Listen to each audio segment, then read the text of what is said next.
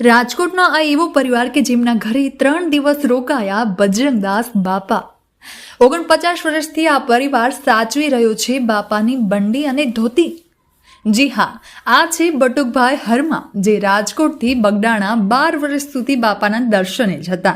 જેમને બાપા પર અતૂટ શ્રદ્ધા હતી, એટલે બટુકભાઈ આમંત્રણથી બાપા 3 દિવસ માટે બટુકભાઈના ઘરે રાજકોટ આવ્યા, જ્યાં ભજન અને ભોજન કર્યું। બાપાએ એમને પ્રસાદી સ્વરૂપે પોતાની બંડી અને ધોતી આપ્યા હતા। જ્યારે પરિવાર આર્થિક સંકટમાં હતો ત્યારે ભક્તોએ કરોડથી વધુ રકમમાં ધોતી બંડી માંગી હતી, તો પણ આપી નહીં।